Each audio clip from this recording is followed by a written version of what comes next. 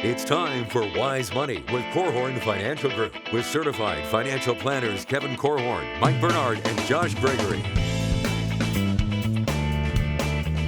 Welcome to another episode of the Wise Money Show with Korhorn Financial Group, where every week we're helping you take your next wise step in your financial life. Thanks for being here, friends. My name is Mike Bernard. I'm your host. I'm also one of the certified financial planners on the program. And with me in the KFG studios, my business partners and fellow CFPs, Kevin Korhorn and Josh Gregory.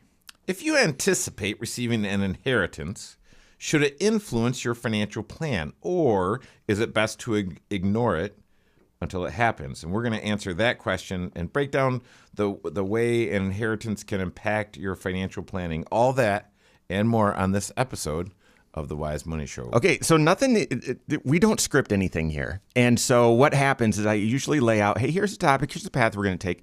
And I share it with Josh and Kevin. And Kevin was so excited to talk about how you treat an inheritance, and then even expanded the thinking, and so just started sharing stories with you. We're going to do that and help you wherever you're at with this issue, possibly receiving an inheritance, maybe not, what size, how do you plan? We're going to help you with that right now. If you have a question for the program, we would love to hear from you. You can call or text us, 574-222-2000. That's 574-222-2000. Online, wisemoneyshow.com is where you can find us. And you can leave questions there as well. We appreciate it. Speaking of, this entire topic inspired by a great question from fan of the show, Kevin, not Kevin Korhorn. And so, Kevin, if you're listening, I know we reached back out to you. Fabulous question, very long. You can understand. I'm not going to read it word for word, but initially said, "Hey, thank you very much. Been enjoying the content on YouTube for the past several months, and you guys have taught me a lot." All right, so got a few different scenarios for an inheritance. And essentially scenario one is one side of the family as not likely to leave an inheritance, so we can skip that one. Scenario two is where he's saying his dad has passed away, mom is still living, he's executive of her estate and has kind of a view of things. And she's got what he was calling a normal financial situation. So mostly IRAs, annuity, a little after-tax money, and but not going to make an enormous impact on his financial plan, treating this as bonus. And he's wanting to confirm, is that correct? Or should I actually start planning for some of this now? That's scenario two. Scenario three is he shares that he's got an aunt and uncle who have no kids, who helped raise him when he was young, and he was just asked to be the executor of their estate, and also in that process found out that he was or is the primary beneficiary of what he's found out is an ultra high net worth estate. And he said it's at a level that it doesn't seem like he can treat this as bonus or ignore it. How do you plan for it? And then a bonus question, when talking to CFPs, how much of this do you divulge so that you can make sure things are treated appropriately and that they're not getting their interest ahead of yours? So lots to hit and unpack there, and we've got a certain path we're going to take it. Probably a bad one, but we're gonna answer a lot of questions and issues related to it. So guys, I just want to start high level, or even rule of thumb, or just at a basic level. How should you plan for an inheritance? Are there any generalities or rules of thumb or examples? Kevin, I know you started sharing examples of, oh no, here's how you should just normally think about an inheritance in your financial plan. Well, I typically let the very thoughtful Joshua Gregory go first, but if you're throwing the ball to me, Mike, I'll take it. I think when we look at an inheritance, the question is it a blessing or a curse? Mm-hmm. And there can be work there can be a foundation that can be laid that can allow it to be a blessing, but in working with folks that have generational wealth, there can be down the line. You could have a family member that says everything that I have was given to me. I didn't earn any of it.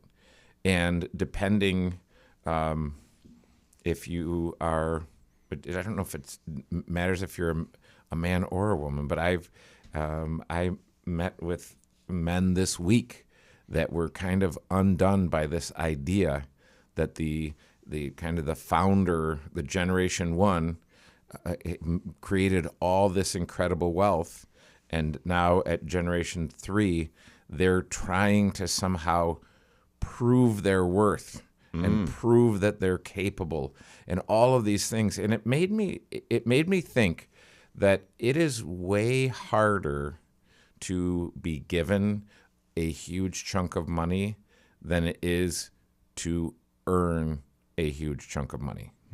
Because as you're earning, you are learning along the way. And so there are a lot of lessons that you get that you wouldn't get if the money was given to you. So, and when you say that out loud, everyone says, "Oh, well, if it's so hard to be given money, like, well, I'll just, why don't we try it out?" That's right. And Let's test your theory. Yeah, I'd like to see. But I mean, you don't have to look that far to see, especially sudden wealth. Think of the lottery. Yeah. I mean, these folks die, and how do they die? They die from addiction or other things, but a lot of them die broke. Parallel here, I'm thinking of this quote. I'm not sure who said it, but early success builds ego, lengthy success or delayed success builds character. And I would say the same thing applies for financial progress. Fast financial progress or wealth builds ego, but there is overconfidence, and there isn't that foundational character versus brick by brick, and over time earning it yourself often does build character. Yeah. I bet all three of us have had examples. We've seen clients where we get to peer into their life. We get to see the decisions they've made up to this point, and then walk with them as they're making new decisions. And we've probably all seen examples where when someone knows that an inheritance is coming and it starts to impact their decisions today, in the sense of it actually weakens some of their habits. Maybe they don't need to save as much. Maybe they can spend 120% of what they earn because they're just kind of drawing down what they have accumulated, believing it's going to be replenished by, some pot of gold at the end of someone else's rainbow here. And the scary thing is, and the warning that I tend to give is, you don't know really if that inheritance is coming unless literally the person has passed away already and you've heard from the attorney that we're going to settle the estate and now it's coming, right? That's not a long lead up time, and hopefully that's not impacting your behavior. But if you anticipate, you just kind of have a sense that your parents or grandparents or someone in your life has more money than they're going to need, and you just anticipate or you assume that it's coming to you, man, that really can start messing with your behavior if you're not careful. And so my default is typically to tell clients, hey, let's not count on this. I'm glad that you're sharing it. We can model in your retirement projection and things like that what kind of impact it could have positively or negatively. But let's not count on it. Let's do what it takes for you to reach your goals on your own and pretend it's not there. But then there's plenty of times when I violate my own recommendation and say, hey, actually, there's some work we need to do here. So I would say, as a general rule, treat it as bonus. Do not plan for it. Do not plan for it. Now, in the situations like Josh, where you're mentioning, and we'll get to scenario number 3, where it's so big you can't really ignore it. But I guess the reason why the default would be don't plan on it is we could share stories for the next hour of folks that came in and said, I'm going to receive this inheritance, and it never happened. It never materialized because the wealth was in a small business that went bankrupt, or the wealth ended up needing to be spent through for nursing home, or the wealth went to a different family member. Right? I mean, we've seen it all. Yeah. We have seen it all, and therefore treating it as bonus is probably best. And yet, in many situations, I would argue that an awareness is helpful. Because when you're looking at, well, should I contribute pre-tax or Roth, or should I do a Roth conversion or role?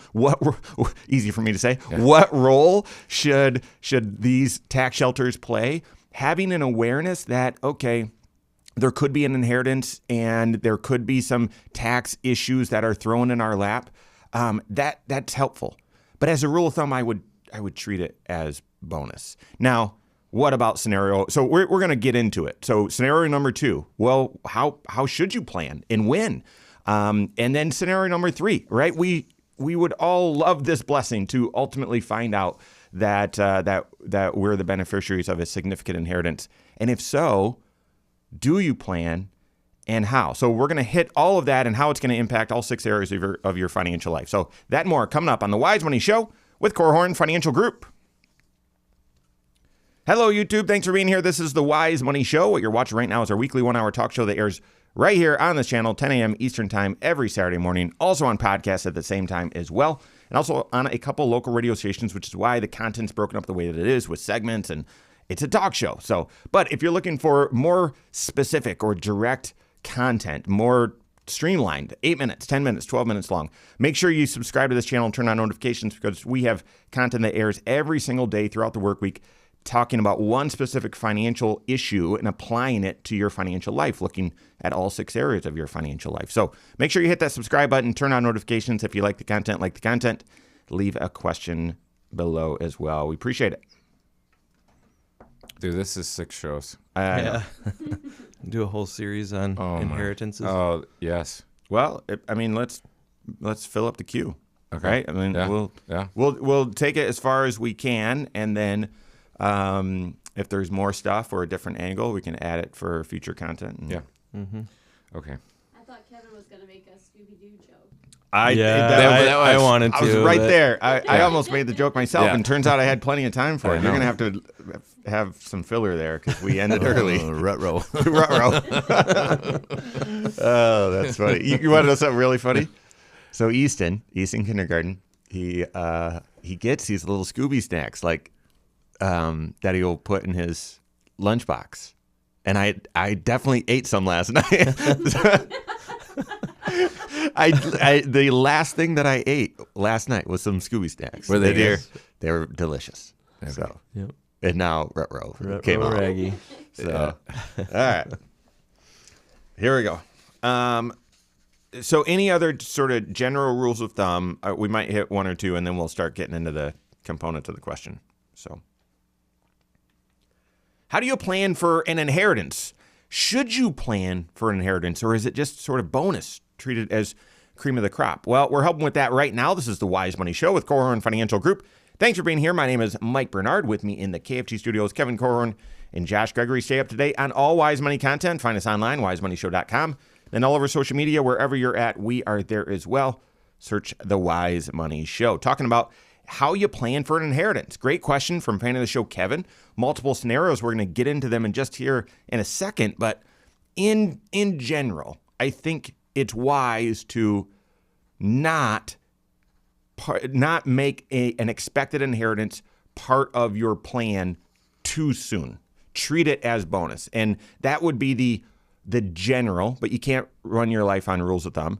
And then I would add to that, if you're young or the potential the owners of the wealth are young, don't plan for it. Don't plan on it. I just wouldn't.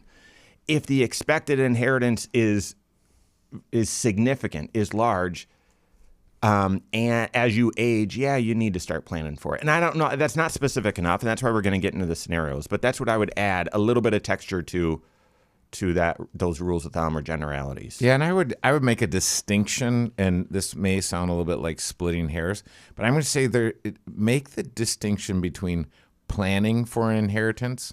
So planning for an inheritance in the context of a financial plan means, okay, I'm assuming that I'm going to get several $1 million, so therefore I won't save into my 401k today. That's planning. And I would make a difference between planning and preparing. Mm-hmm. Preparing is developing skill and character so that no matter what happens, you are ready for it. And so I would say you should always be preparing. I remember when I had little kids and I had spent, my life was a little bit out of balance. I'd spent more time working and less time working out. And so Joshua and I ran a few marathons in order to get in shape, because I thought, okay, if I had to run after my children, or if I had to jump in a lake and swim a quarter of a mile to save them, I need to be in shape. I need to be ready for that event in case it ever happens. And I would be thinking along those lines for if there's any potential at all that someday you might receive some money that you didn't earn. I would be preparing with the skill, because the other thing is the people that have that money, they're watching you, and so you want to and I would say be discreet, but you want to be able to show that you have your financial life in order, that you've got skill and you've got character, because it takes both of those. I'm so glad that you point out that, the older generation that may be leaving something behind, they are paying attention to the actions and the behaviors, the choices of those that might receive the money. Oh, yes. And because, if they love you dearly, they're not going to leave money to you in a way that hurts you, hopefully, right? But, man, I because we've had opportunities to serve multiple generations within one family, you get to talk to that parent generation and their kids, maybe even their grandkids. And man, sometimes it's very eye-opening to see the difference in opinion or philosophy on the whole inheritance between the generations. One might say, you know what, I didn't inherit anything, and I actually don't really care too much to leave a big inheritance to my kids. Like, I actually want it to go to charity, or no, we're going to have a ton of fun. We're going to spend these dollars and maybe some of it with the kids as well during our lifetime. But boy, wouldn't it be great if we could spend our last dollar on our last day? Meanwhile, if those kids are thinking, yeah, my parents have so much money, I probably don't need to work too hard at getting my own act together, right? Oh, so Mike asked for a story, and I'm thinking of some friends, and they had sold a business. And so they had some money. They had a liquidity event. They had some money. And they were, he was walking on the beach with one of his sons. And he said, so how, the subject of money came up, and the dad kind of got around to, well, how much money do you think we have? And the son said, $100 million. And it was about 5% of that number. And so it is funny because you think about this, and kids have no idea, but they can look and they can say, oh, well, we've got money because we live in a nice house and drive a nice car and get to do these things. Therefore, there must be some sort of money tree out in the backyard, and whenever mom and dad need it, they just go and. I had this conversation with middle child this week. He said, "I know you say money doesn't grow on trees, but money's paper, Dad, and that. I'm pretty sure that comes from a tree." So, anyway, organically, guys, I think we uncovered something. So, there's a difference between planning for an inheritance and preparing for an inheritance. Preparing is the deep work, and it's the skills, and it's the character building, it's the discipline, it's the responsibility. That's the preparing. And so I would self-assess. You're probably going to self-assess really good, or maybe feel regret. And listen, we all have made financial mistakes, so ignore the regret. But do an honest assessment. How can I develop more skill and character and responsibility? So that's preparing. Kevin's example for planning, I would actually put in a different category. So I'm going to add a third: expecting an inheritance. And I think that's where the danger lies. Because when you expect an inheritance, especially too young, and Kevin's example was, so I'm not going to save in my 401k because I'm taken care of. No. I would argue that's not planning. That could be tomfoolery. Like, that's expecting an inheritance. That is planning. I mean, that is a way of planning. It's a horrible plan. I would. And so I'm not recommending that, but I'm saying. So maybe that is expecting. So distinction, again, maybe mincing, like splitting hairs, like Kevin said, but expecting an inheritance versus planning financially versus preparing. Let's go to the planning piece. And we're going to come back to the question. And Kevin, fan of the show, didn't share any details here, but just said in scenario 2 with, dad passed away, but with mom, she's older, he's the executor. She's got an IRA, she's got an annuity, she's got some after-tax money. and he's treating this as bonus. He's not relying on this in order to retire or make big financial decisions, but there will be some inheritance there. And he said likely it's going to cause him to pay tax in the 24% tax bracket. So guys, what are some planning considerations in a quote unquote normal type of inheritance? And my guess, I don't know, normal is somewhere between 100,000 and maybe 400,000 of retirement type dollars. Well, what I would do is say, what is the game and what are the rules? There's a game that we're playing, and here's the game. This $500,000 that mom has in her IRA has never had any taxes paid on it.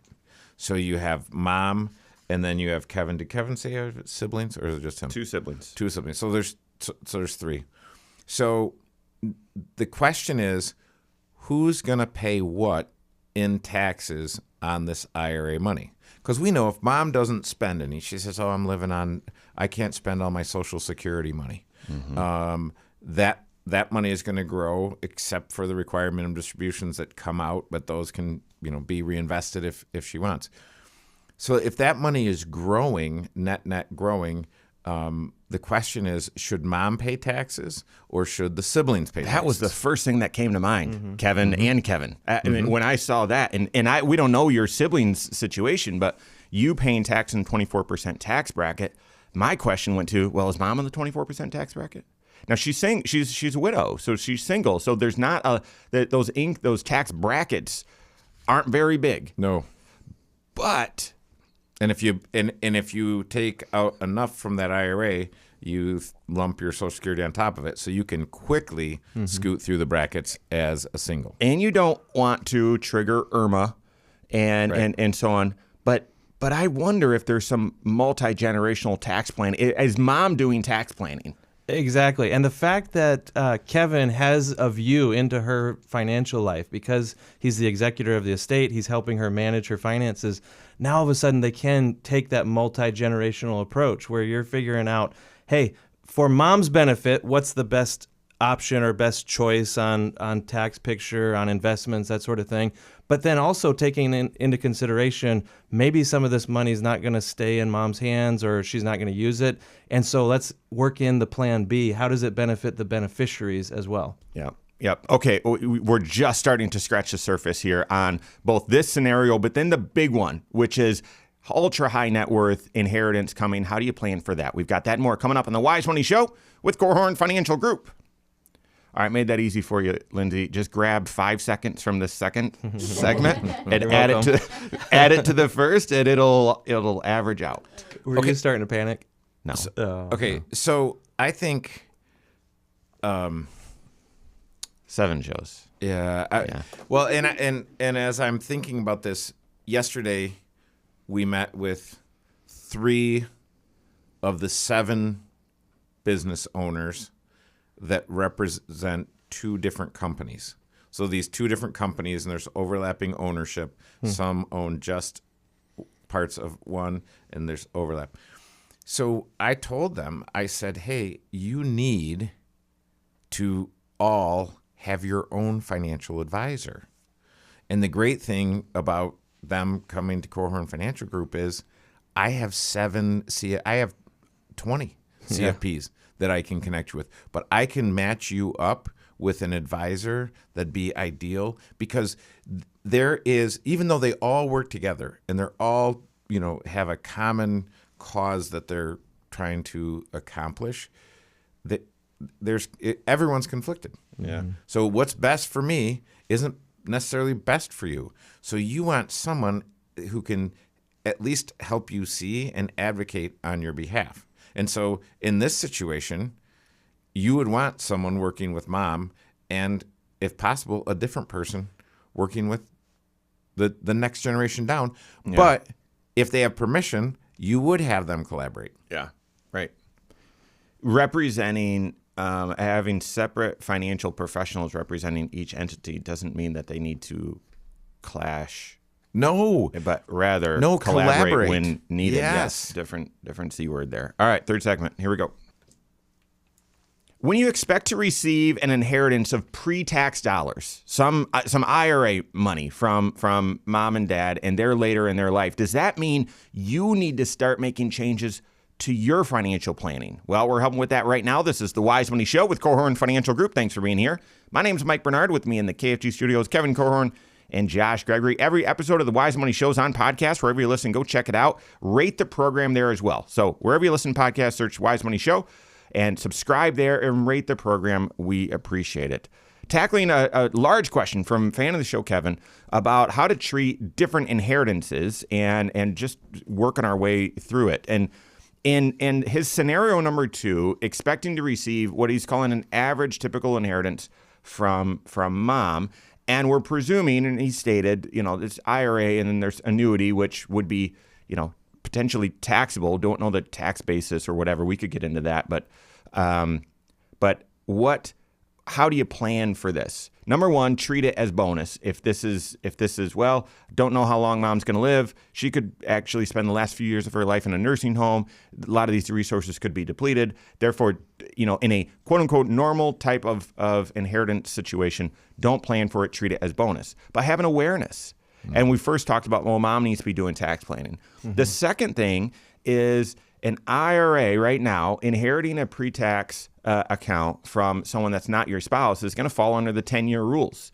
And the IRS has come out with the ruling, but they've delayed the implementation until next year, 1/1/25, where if that individual was already taking their required minimum distributions, then when you inherit their pre-tax account, you have to take a required minimum distribution as well. It's going to start next year, 2025. Mm-hmm. But also have the account completely emptied within 10 years after the date of death. Therefore, I would look and say, Kevin, if you have a HSA eligible high deductible health plan, I would max that thing out. Number 1. Number 2, I would do a multi-year tax projection and lay out, well, without an inheritance, what tax bracket do you think that you're in over the next 7 to 10 years? Mm-hmm. And then how might an inheritance influence that? And I would have that be the guide to determine whether you should be doing any Roth funding for your 401k instead of pre-tax or doing any Roth conversions in that. Correct. Either Roth conversions in your own financial life or in mom's life, right? Because you have influence and you're helping to manage mom's finances and everything, you need to be considering whether or not a Roth conversion during her lifetime can make some sense.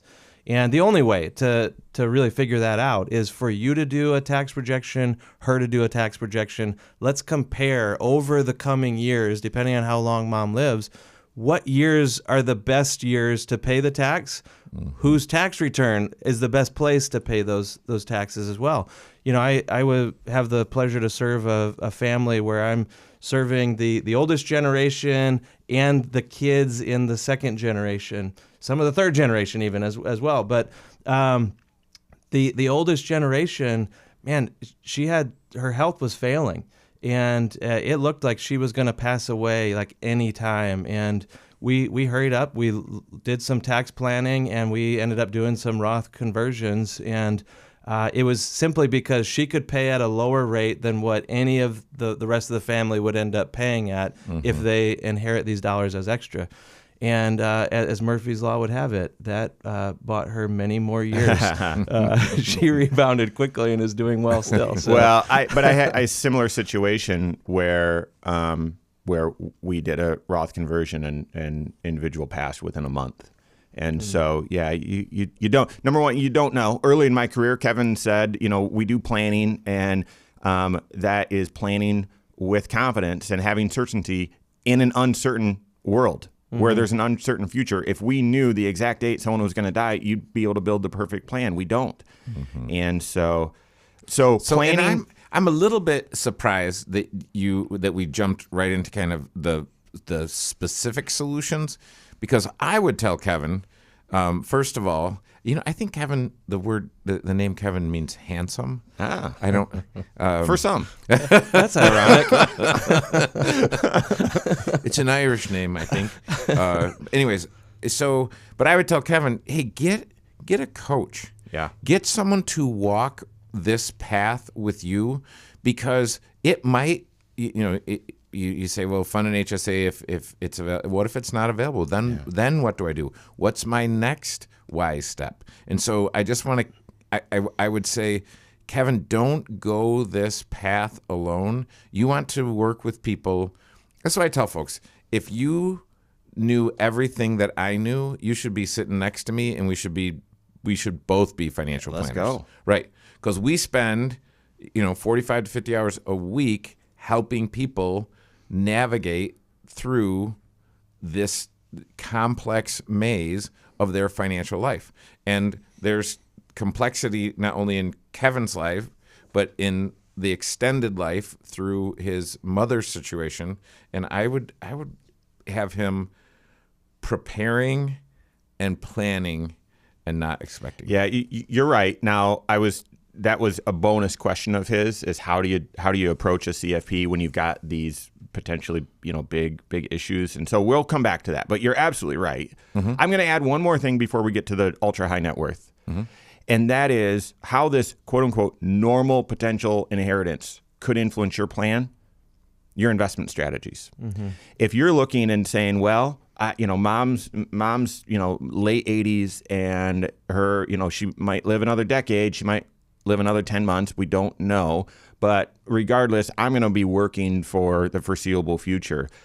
If you're planning on working and then there's an inheritance that you're going to be forced to take within 10 years, that might push the time horizon for your own investments out even further. And while I just had this question yesterday from someone that was in their 80s, where they were very conservative, but they love the markets. And so they said, well, should we take some of our conservative money and put it in the markets?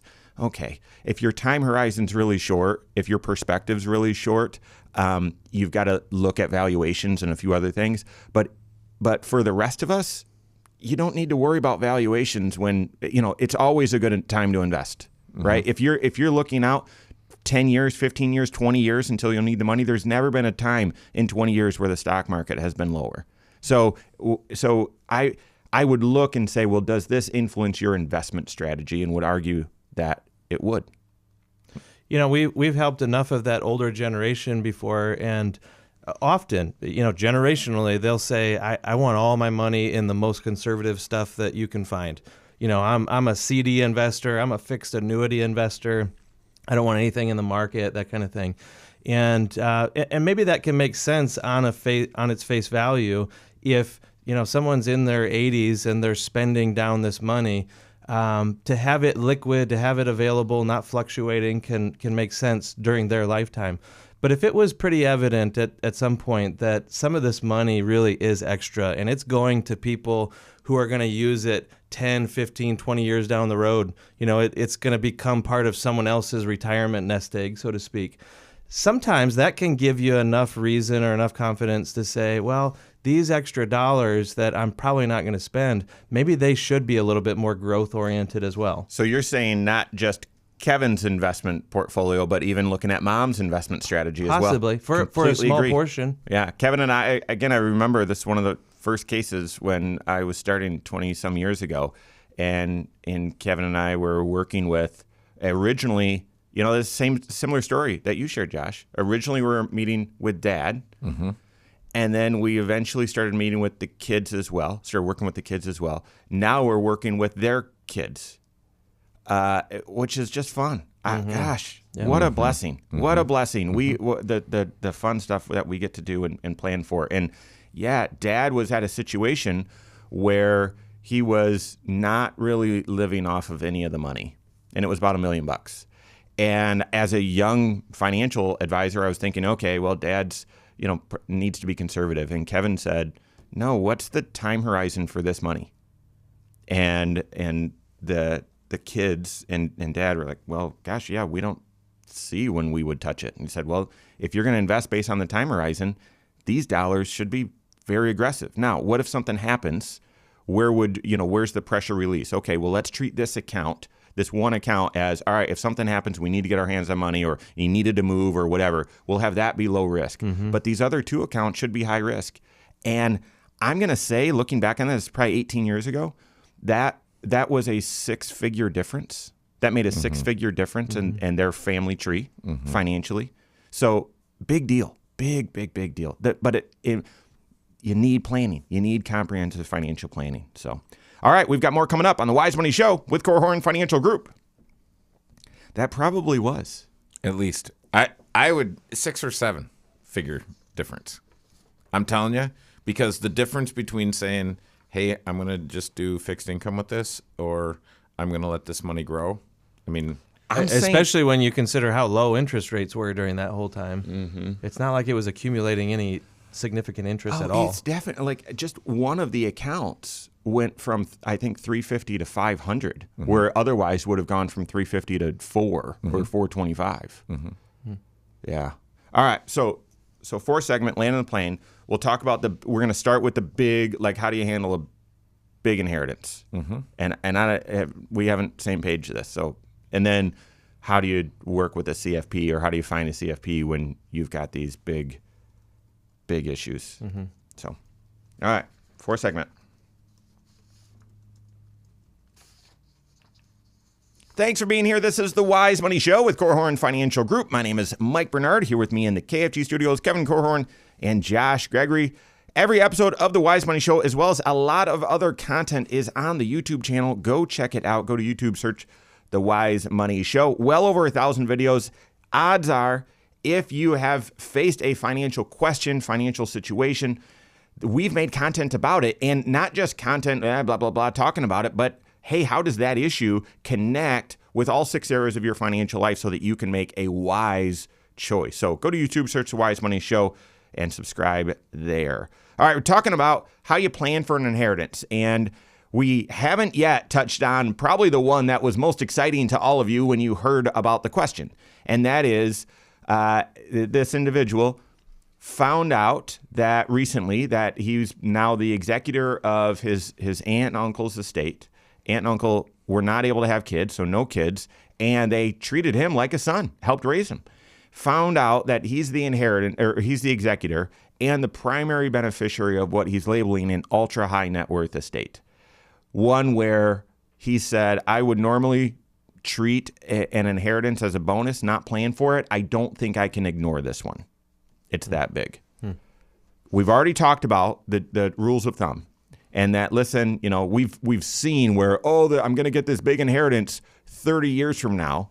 And over that time, that inheritance gets either bankrupt, gets spent through, gets diverted to other places. But in this scenario, seems like, no, aunt, uncle, like this, it's nearer term.